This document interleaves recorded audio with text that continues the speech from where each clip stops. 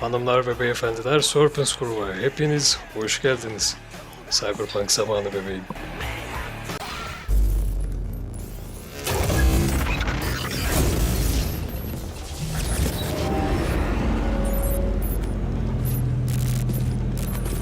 Wake the fuck up, samurai. We have a city to burn.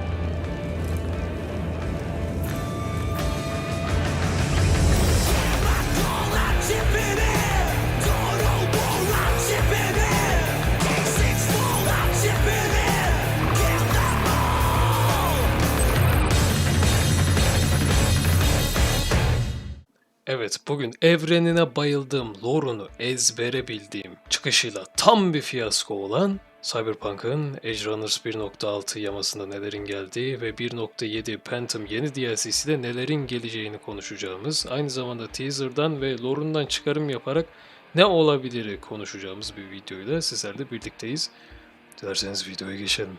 Başta Cyberpunk 2077 Edge Runners 1.6 yamasını konuşacağız. O yüzden aşağıda bölümlere bölmüş olacağım videoyu. Phantom Liberty direkt gitmek isteyenler yeni DLC hakkında konuştuklarımızı ve çıkarımlarımızı orada görebilirler. Hadi başlayalım. Cyberpunk 2077 Nice Edge Runners 1.6 yaması ve Phantom Liberty DLC'si çıktıktan hemen önceki büyük çaplı yama ile baştaki oyun dünyası için fiyasko olan çıkışını çok iyi toparlayacağı benziyor. Hem bundan birkaç ay önce Netflix'e çıkardık Edge Runners animesiyle de oyun hatır sayılacak derecede bir ivme yakaladı. Phantom Liberty DLC'sinden önce biraz 1.6 güncellemesi olan Edge Runners'tan söz edelim.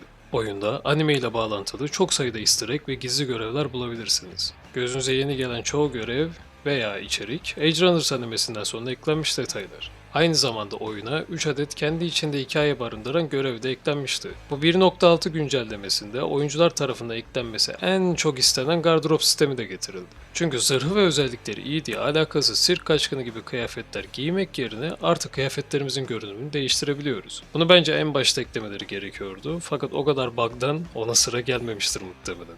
Bunun dışında 11 adet özellikli silahlar, crosshair sistemi ve Rogue Race isimde oyun içinde oynayabildiğiniz yeni bir mini oyun eklediler. Rogue'u Witcher 3'ten hatırlarsınız muhtemelen, Geralt'ın atının adıydı. Kendi oyunlarına güzel, tatlı bir gönderme bulunmaktan da çekinmemiş CD Projekt Red. Bu mini oyunu oyun içinde ister cep telefonunuzdan, isterseniz de Cyberpunk 2077'de bulunan Atari salonlarından oynayabiliyorsunuz. Bunun dışında Edge Runners 1.6 yaması ile CD Projekt Red'in altyapısında bulunan Red Mod sistemi geldi ve modların kontrolünü eskisine nazaran daha rahat yapabiliyoruz. Bu sayede Cyberpunk modu yapan insanlar hem daha fazla içerik yayınlayabilecek hem de oyuncular için oyun içi çeşitli modlar oyunu canlı halde tutacaktır. Biraz da gelecek olan DLC yani Phantom Liberty hakkında konuşmak gerekirse. Kontrol ettiğimiz karakterimiz V, yeni Amerika Birleşik Devletleri'nin emrinde bir sağ ajan olarak çalışıyor.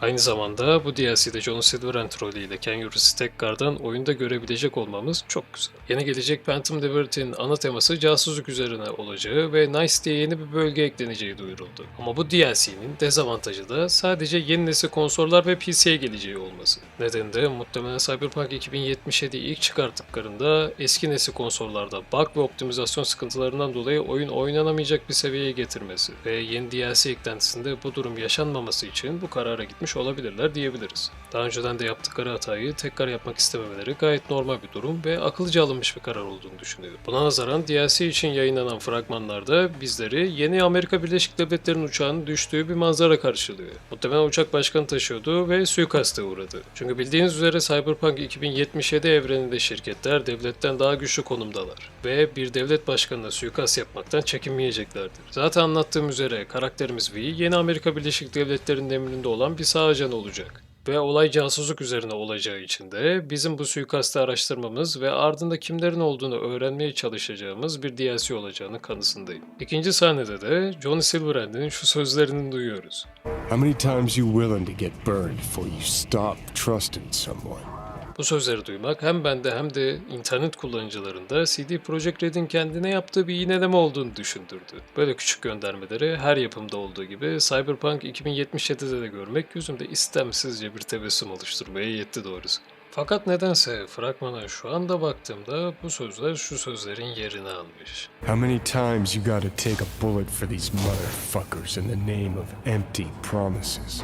Bu durumu ilk fark ettiğimde haddinden fazla derecede gülüp alay ettiğim doğrudur. Fakat hala Cyberpunk evrenini, lore'unu ve oyununu seviyorum. Bu da su getirmez gerçeklerden biridir. Bir sonraki sahnede göreceğimiz Cyberpunk evreninin efsanelerinden biri olan Morgan Blackend oluyor. Morgan Blackend, Cyberpunk evrenindeki en iyi sololardan biri. John Silverhand ile Arasaka Kulesi'ne yaptığımız saldırıda Morgan da vardı ve Adam Smasher'la savaştıktan sonra hayatta kalabilecek biri varsa o da hiç şüphesiz Morgan Blackend olurdu. Ama yapımcılar Morgan'ın DLC'de olmayacağını söylediler fakat bize oyun ilk çıktığında sorunsuz olacağını da söylemişlerdi. Yani CD Projekt Red'e göre yalandan kim ölmüş? Bu hikayede adı geçecek ve olayların döneceği iki ekip ve bir devlet olmak üzere. Lazarus özel askeri eğitimi, Militek Birliği ve Yeni Amerika Birleşik Devletleri olacak. Lazarus da Cyberpunk evreninde Militek'e yakınlığı ile bilinen özel bir askeri eğitim. Militek ise Yeni Amerika Birleşik Devletleri'ne ekipman ve koruma sağlayan bir askeri oluşum. Bir diğer sahnedeki bu olay çok hoşuma gitti. DLC'nin gerek konusu casusluk olduğundan gerekse ajan olduğumuzdan dolayı yüzümüze yeni bir yüz eklentisi takılıyor.